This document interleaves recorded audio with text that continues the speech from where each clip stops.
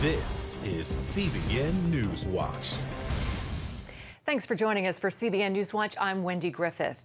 We begin with major police reform protests in Rochester, New York, not slowing down. And today, turmoil in the city's police department after shocking news. I do want to inform you that the entire Rochester Police Department command staff has announced their retirement. This morning, Police Chief LaRon Singletary and at least 6 top members of his command staff abruptly left their positions. This after more than a week of protests were ignited by newly released footage from the fatal police shooting that killed Daniel Prude 6 months ago. Officers say Prude was spitting at them. They reportedly covered his face with a hood and later pinned his head to the ground. Prude's death has been ruled a homicide. Last week, Mayor Lovely Warren said the chief had misled her about the case, claiming she'd been told Prude's death was the result of a drug overdose. The chief said he gave factual information and in a statement said, quote, "The events over the past week are an attempt to destroy my character and integrity." The mayor and city council say they were blindsided by the news. Well, the Navy has reversed a decision to no longer allow Catholic priests to cover its shortage of Catholic chaplains. President Donald Trump tweeted about the reversal, saying, quote, "The United States Navy or the Department of Defense will not be canceling its contract with Catholic priests who serve our men and women in the armed forces so well and with such great compassion and skill. This will no longer be even a point of discussion." First Liberty Institute wrote to Defense Secretary Mark Esper yesterday, urging him to rethink the original decision and commended him for the quick turnaround on it. Be sure to tune into Faith Nation this evening right here on the CBN News Channel. Historic wildfires are moving beyond California. Fierce winds now fanning the flames of dozens of fires on the West Coast. Charlene Aaron has the story. More than 85 wildfires are scorching hundreds of thousands of acres across the West Coast. Strong winds, record heat, and dry conditions are fueling at least 25 large wildfires in California alone. So-called Diablo winds in the north and Santa Ana winds in the south, making it difficult for firefighters to battle the blazes. We've got fires burning from in the north part of the state all the way to the Mexican border, about 800 miles between the furthest distant fires. The Dolan fire in Monterey County nearly doubling in size overnight. More than a dozen firefighters were forced to deploy emergency shelters as flames overtook them, something only used when their lives are in immediate danger. 3 were flown to a hospital in Fresno, 1 in critical condition. Thousands forced to flee their homes. We're in uncharted territory with the amount of evacuations and with the speed of the fire. It's not just in California. Hurricane-force winds in the Pacific Northwest are fueling more fires. In Oregon, a state of emergency declared as 36 wildfires burn across the state. Residents had only minutes to evacuate the town of Malden, where cars were destroyed and homes burned to the foundation. It was surreal. It was like, you can't believe how fast. I still can't fathom how quickly it traveled. Meanwhile, California has already set a record with nearly 2.3 million acres burned this year. And the worst part of the wildfire season is just beginning. Charlene Aaron, CBN News. Well, now to the latest in the coronavirus pandemic. Schools across the country are seeing major issues on one day of virtual learning. School systems in Texas, Idaho, Kansas, and Virginia were hit with technical problems, internet connections lagging, and students struggling to log into virtual learning platforms. In Connecticut, a ransomware attack forced schools in Hartford to postpone the start of virtual and in-person classes. Reports from websites that track internet outages recorded spikes and problems for services like Microsoft Teams and Google Drive.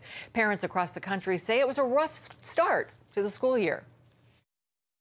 Schools are stressed out, parents are stressed out, kids are stressed out, and it just wasn't a great day.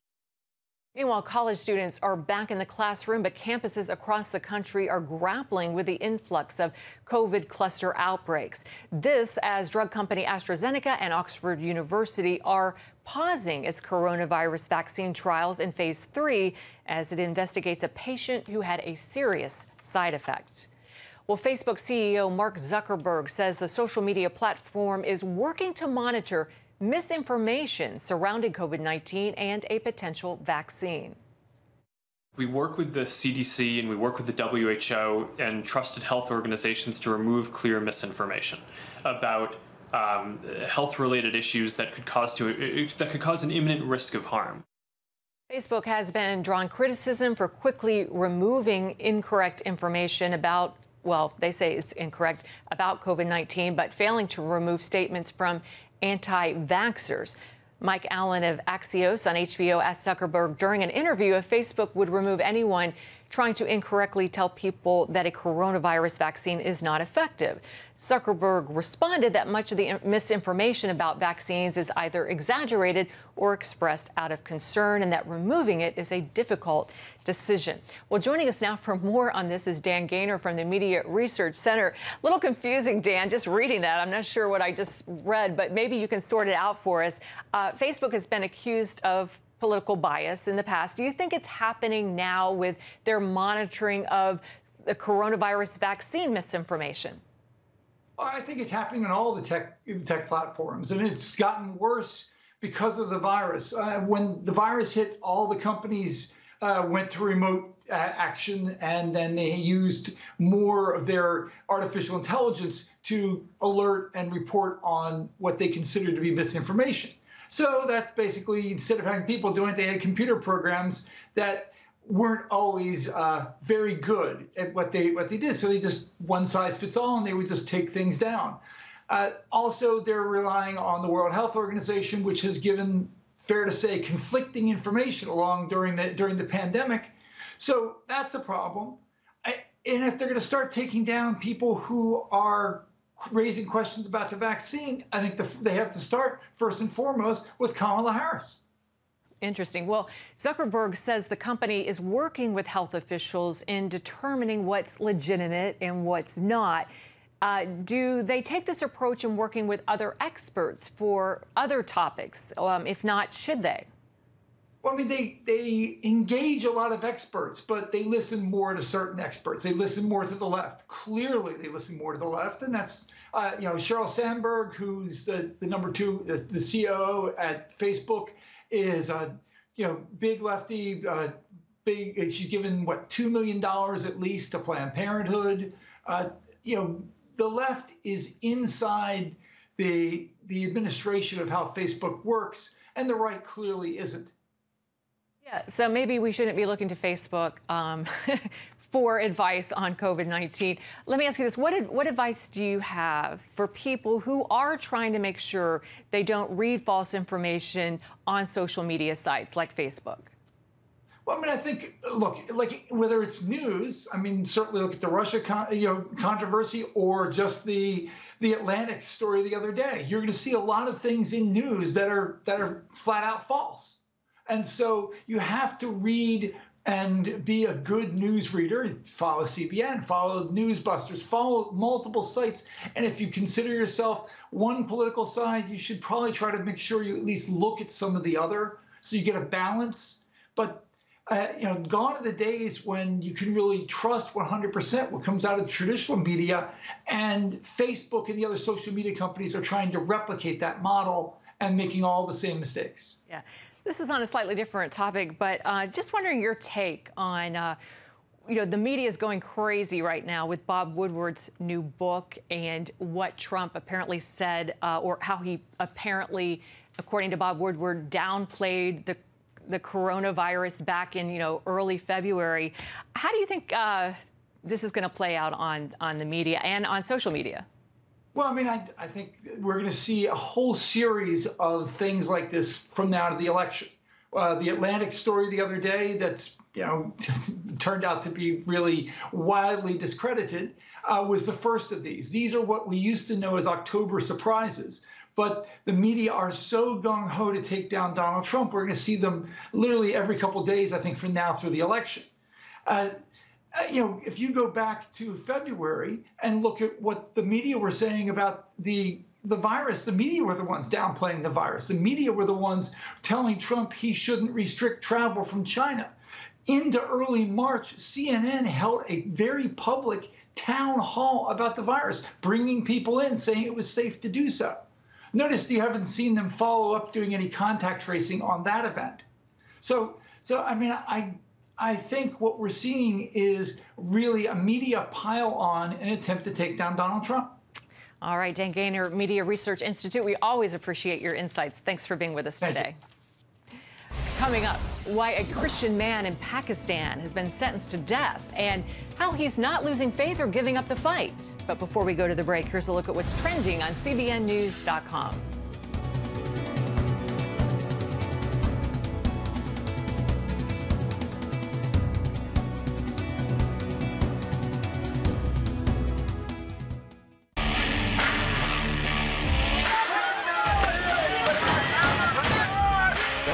Before you marry is a bad idea. Don't tell me there's no such thing as gun violence. That just depends on your definition of when life begins.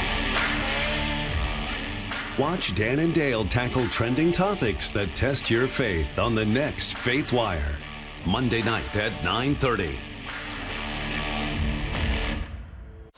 The Global Lane takes you around the world, providing facts over fiction. What might rising trade and geopolitical tensions mean for you on the home front? With over 45 years of experience, award-winning journalist Gary Lane brings you the truth from a global angle. What about the issue of immigration? World news analysis you won't see anywhere else. And it's all right here on the Global Lane. Watch The Global Lane, Thursday night at 9:30.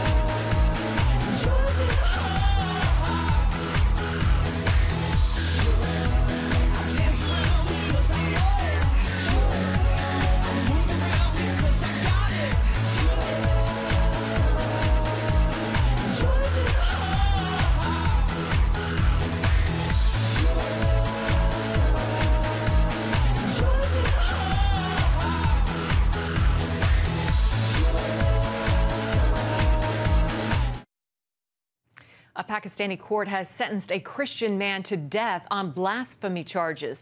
37-year-old Asif Pervez was arrested in 2013 for allegedly saying negative things about the Muslim prophet Muhammad. A court in Lahore found Pervez guilty, a charge which carries a mandatory death penalty in the predominantly Islamic nation.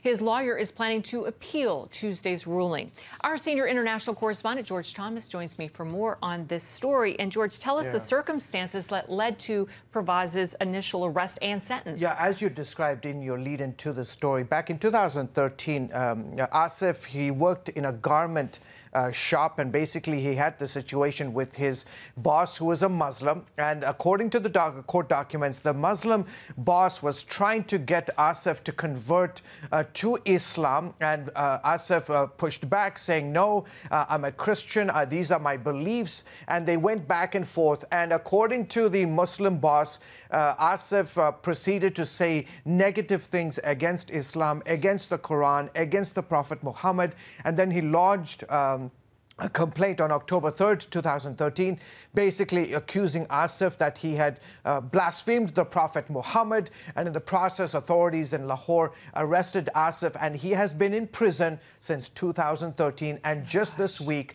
a court in Lahore said that he is charged, he is guilty of committing, going against Islam's blasphemy laws, and that he must be hung.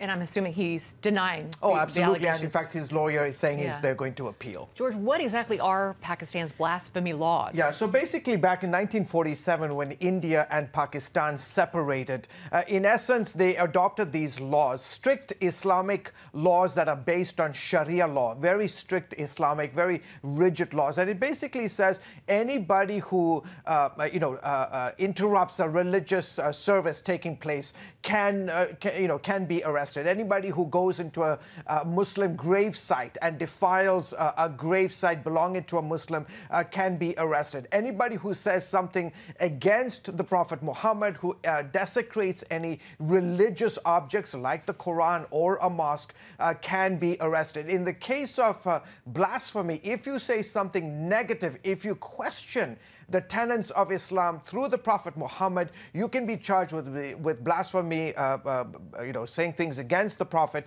and in the process, the biggest punishment is you can go to prison for 10 years, and then if you are saying something against the Prophet Muhammad, you can be killed, you can be beheaded for that. And this reminds me of Asia Bibi's exactly, that's case. Right. Yep. Well, who is most affected by these blasphemy laws? In this case, we have the situation of Asif Pervez, but the overwhelming majority, Wendy, of folks who get caught up in these blasphemy laws are Muslim. The overwhelming between 1987 and 2018, a total of about 780 Muslims, another 300 what they call Ahmadi Muslims, and then about 220 Christians and maybe 34 Hindus. Overwhelming majority of them are Muslim, and a lot of times what these folks do is that they may have disputes over land, over cattle, over different situations, and then any Muslim can say, well, wait, you just, I'm going to accuse you for insulting Islam. I'm going to accuse you because I don't agree with what you've done in this land dispute. You have said something against Islam. You've said something against the Prophet Muhammad, and I'm going to charge you with blasphemy, and I'm going to take you to the police. This is kind of what happens. Well, how much support is there among the general population for these laws? There is. I mean, when you don't understand the tenets necessarily of Islam, anybody, in a country that is overwhelmingly Muslim, they say you should not, defile the Quran. You should not say bad things or insult the Prophet Muhammad. At the same time, Muslims also say, you know what, you should not desecrate churches. You should not say anything against Jesus Christ, who they revere as a very sacred prophet. And so there is support, but there is also a growing chorus among Pakistanis that they need to abolish these laws that are really archaic and very, very deadly, as you can see in the case of Asif Pervez. And he needs our prayers. That's Asif right. Pervez, please pray for him. George, thank you for that report. As always, thank you. All right, still ahead, unforgettable words from the man who brought Black Panther to life. We're taking a look at the faith of the late Chadwick Boseman and some of his inspiration for the role.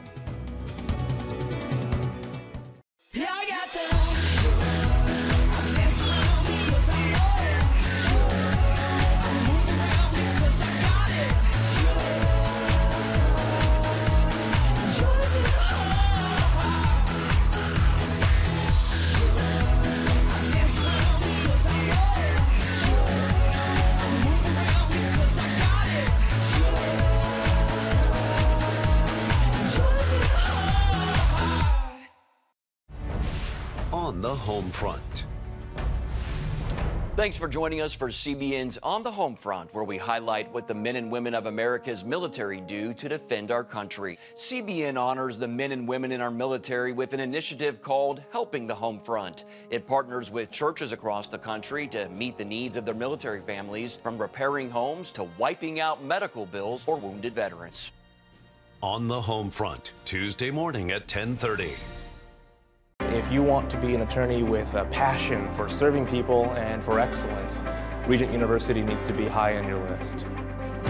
Regent's award-winning law school doesn't just create lawyers. We create leaders, judges, prosecutors and defense lawyers, civil litigators, and leaders in government. My focus has been trying to really make sure we have the future leaders we need for the bench and the bar and for society generally. You'll learn from highly credentialed leaders who are current and former judges, distinguished scholars, and ACLJ counsel. I'm so glad I chose Regent. The relationships here have been amazing. The faculty have been amazing. Not everybody's called to the same thing when they leave law school, but they're called by a God who has a purpose for their lives, and He is going to use that education to make a difference in the world. Regent will prepare you to be a purpose-driven, practice-ready lawyer. To start your rewarding law career, complete the online application, submit your transcripts, and take the law school admissions test by July. Apply today. Sometimes you need to feel the pain and sting of defeat to activate the real passion and purpose that God predestined inside of you. God says in Jeremiah, I know the plans I have for you. Plans to prosper you and not to harm you. Plans to give you hope and a future. Graduating class, hear me well on this day. When you have reached the hilltop and you are deciding on next jobs, next steps, careers, further education, you would rather find purpose than a job or a career. Purpose crosses disciplines. Purpose is an essential element of you. It is the reason you are on the planet at this particular time in history. Your very existence is wrapped up in the things you are here to fulfill. Whatever you choose for a career path, remember the struggles along the way are only meant to shape you for your purpose. When God has something for you, it doesn't matter who stands against it. Wow, he could preach. Unforgettable words from actor Chadwick Boseman at Howard University's commencement following his portrayal of Black Panther in 2018. Chadwick's wife and castmates met in Malibu this weekend to mourn and remember him, 9 days after he lost his private battle with colon cancer. Lupita Nyong'o also penned an emotional tribute to him on her social media channels. In his honor, CBN Studio 5 looks back at our conversation with the actor prior to Black Panther's release.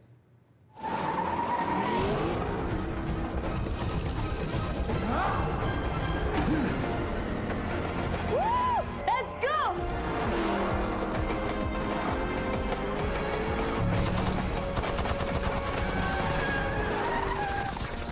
Hey, look at your suit.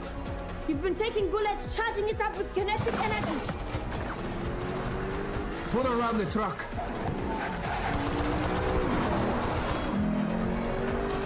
Where'd he go?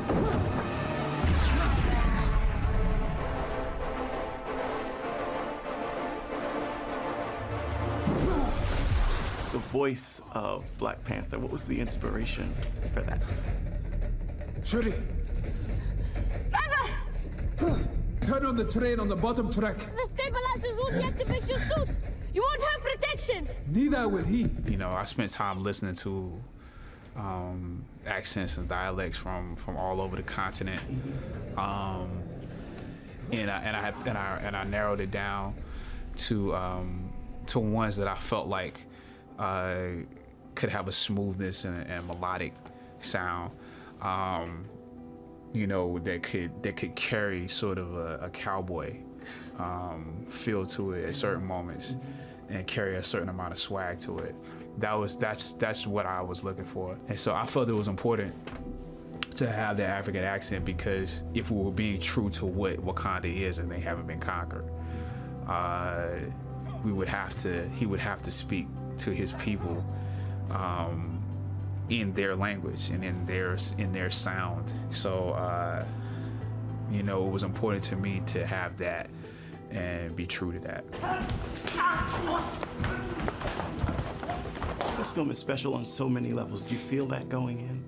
Yes. No, I knew just in the novelty of it, you know, the fact that it is the first Black superhero movie on this platform.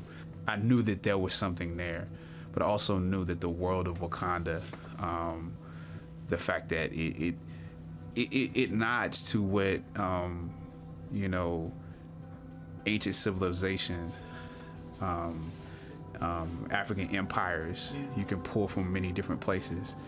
And instead of generalizing things, to be specific and say, I'm going to pull from this great thing from this country, and this great thing from this leader, and this great thing from this warrior tribe. It's like you can pull from all the best things. So I knew that's what had been set up by the writers, the various writers. I knew that this could be, you know, an amazing film.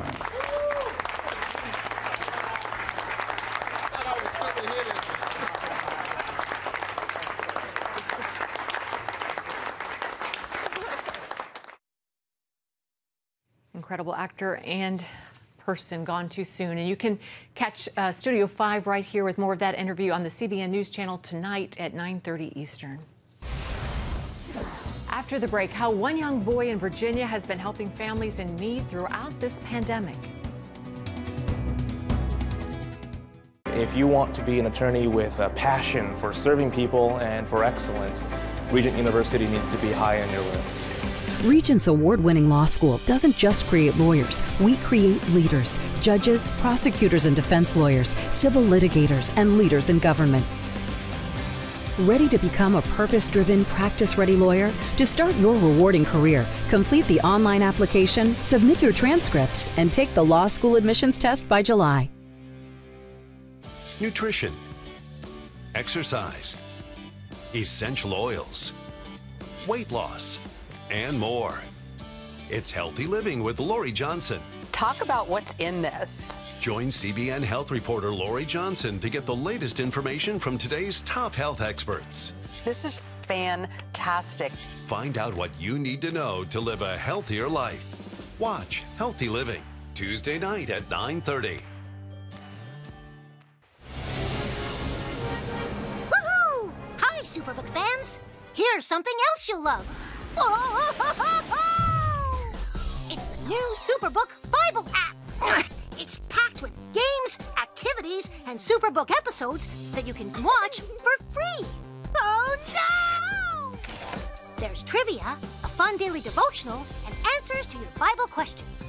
Plus, an easy-to-understand Bible the whole family will enjoy. You can even create your own Superbook character. Ta-da! Whoa! Millsburg Falls man coming. Sorry, pardon me. Sorry, excuse me. Ouch! Are you getting this? Earn super points to win daily prizes too, and so much more. Time to get back to my adventures. See you soon. It's the new Superbook Bible app. Free downloads on iTunes, Google Play, and Amazon.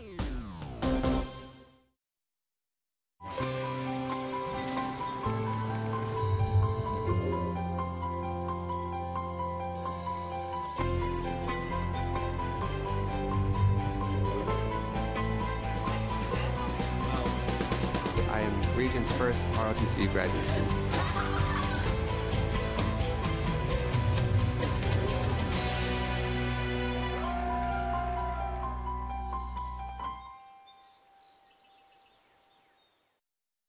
And finally, an 11-year-old from Hampton, Virginia is getting attention online for how he's decided to give back during the pandemic. 11-year-old Cartier Carey spent his summer at his lemonade stand raising money to buy diapers and wipes for babies and parents in need. More than 22,000 diapers have been donated so far. One mother was moved to tears by his efforts, sharing her story of when she was struggling. Cartier says it was a moment he won't forget. It was heart-touching. I almost cried myself when she gave me a hug and started crying. After that, that made me just want to keep doing it. Others can make a difference, just like I'm doing right now. They can save lives and be heroes. They're never too young. Hero, Cartier, and you're never too young or too old for that matter. Well, that's going to do it for this edition of CBN NewsWatch. We hope you'll join us next time. Until next time, have a great day.